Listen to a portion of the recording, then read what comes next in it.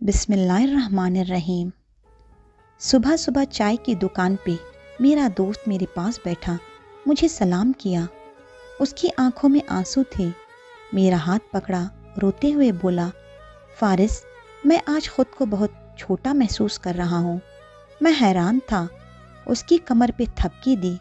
अरे ऐसा क्या हो गया, बता तो सही। वो मुझसे नजरें ना मिला रहा था। फिर जोर जोर से रोने लगा। सब लोग उसकी तरफ देखने लगे। मैंने उसको चुप करवाया। अरे पागल, सब देख रहे हैं। वो मेरे सीने से लग गया। रोते हुए बोला, फारिस, बहनें ऐसी क्यों होती हैं? मैं सोच में गुम था। क्या हो गया तुझको, ऐसा क्यों बोल रहे हो? कहने लगा, फारिस, पता है बहन की शादी को 6 साल हो गए हैं। मैं कभी उसके घर नहीं गया। ईद बारात, शबे बारात कभी भी नहीं। अब्बू और अम्मी ही सिर्फ जाते थे। मेरी बीवी एक दिन मुझसे कहने लगी, आपकी बहन जब भी घर आती है उसके बच्चे घर का हाल बिगाड़ कर रख देते हैं। खर्च डबल हो जाता है। और तुम्हारी माँ हमसे छुप छुपा कर कभी उसको साबुन की पेटी देती है, कभी कपड़े, तो कभी सर्फ के डब्बे, और कभी कभी चावल का थैला भर देती है। अपनी माँ को बोलो, ये हमारा घर है, कोई खैरात खाना नहीं। फारिस, मुझे बहुत गुस्सा आया। मैं मुश्किल से खर्च पूरा कर रहा था और माँ सब कुछ बहन को दे रही थी। फिर एक दिन बहन हमारे घर आई हुई थी। उसके बेटे ने टीवी का रिमोट तोड़ दिया। मैं माँ से गुस्से में कह रहा था तो माँ बहन को कहने लगी, यहाँ पर सिर्फ ईद पर आया करें। और साथ ही साथ मैं ये भी कहने लगा, और ये जो आप साबुन, सर्फ और चावल का थैला भर कर देती हैं ना, ये भी बंद करें। माँ चुप रही, लेकिन बहन ने सारी बातें सुन ली थी। मेरी बहन कुछ ना बोली। 4 बज रहे थे। अपने बच्चों को तैयार किया और कहने लगी, भाई मुझे बस स्टॉप तक छोड़ आओ। मैंने झूठे मुंह कहा, रह लेती कुछ दिन, लेकिन वो मुस्कुराई, नहीं भाई, बच्चों की छुट्टियां ख़त्म होने वाली हैं।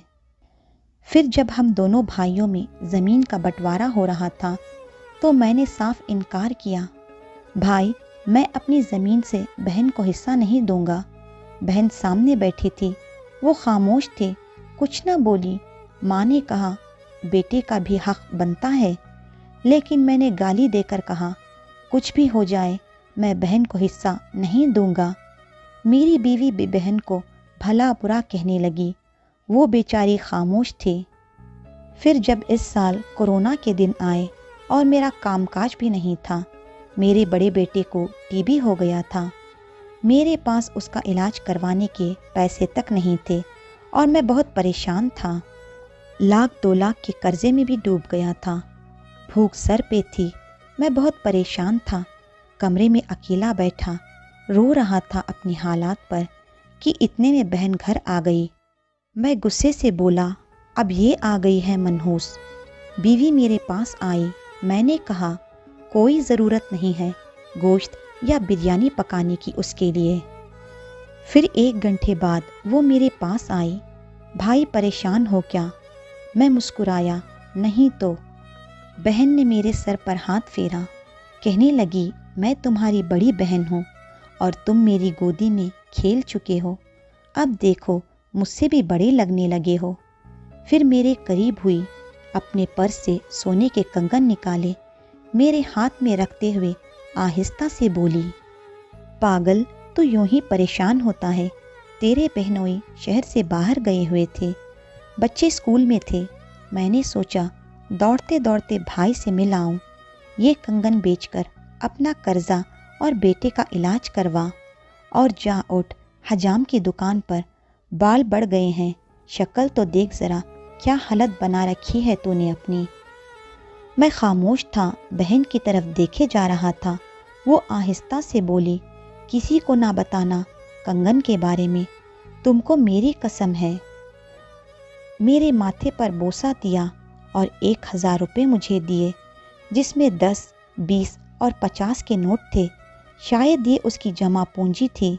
मेरे जेब में डालकर बोली, बच्चों को गोश्त ला देना, परेशान ना हुआ करो। تیرے بہنوئی کی تنخواہ ملے گی تو آؤں گی پھر۔ جلد سے اپنا ہاتھ میرے سر پر رکھتے ہوئے بولی، دیکھ تیرے بال بھی سفید ہو گئے، اب بازار جاؤ اور داڑھی بال بنوا کر آؤ۔ وہ جلدی میں تھی اور کہنے لگی، چل کافی دیر ہو گئی، بچے بھی گھر آتے ہوں گے، میں ان کے گھر آنے سے پہلے پہنچ جاتی ہوں۔ اتنے میں میری نظر اس کے پیروں پر پڑی۔ اس نے اپنے پیروں میں ٹوٹی ہوئی جوتی پہنی تھی، پرانا سا دوپٹہ اوڑھے ہوئے تھی۔ جب بھی آتی تھی وہی دوپٹہ اوڑھ کر آتی۔ فارس، بہن کی اس محبت پر مر گیا تھا میں۔ ہم بھائی کتنے مطلب پرست ہوتے ہیں، بہنوں کو پل بھر میں ہی بیگانہ کر دیتے ہیں، اور بہنیں بھائیوں کو ذرا سا دکھ برداشت نہیں کر سکتی۔ وہ ہاتھ میں کنگن پکڑے زور زور سے رو رہا تھا، اس کے ساتھ میری آنکھ سے بھی آنسو نکل آئے۔ خدا جانے اپنے گھر میں بہنیں کتنے دکھ سہ رہی ہوتی ہیں۔ کچھ لمحے بہنوں کے پاس بیٹھ کر حال پوچھ لیا کریں، شاید ان کے چہرے پر کچھ لمحوں کے لیے سکون آ جائے۔ بہنوں کا حق دیا کرو، سنت رسول ہے۔ سٹوری کیسی لگی کمنٹ سیکشن میں ضرور شیئر کریں۔ انشاءاللہ جلد ملتے ہیں ایک نئی ویڈیو کے ساتھ۔ جزاک اللہ خیرن کثیرا۔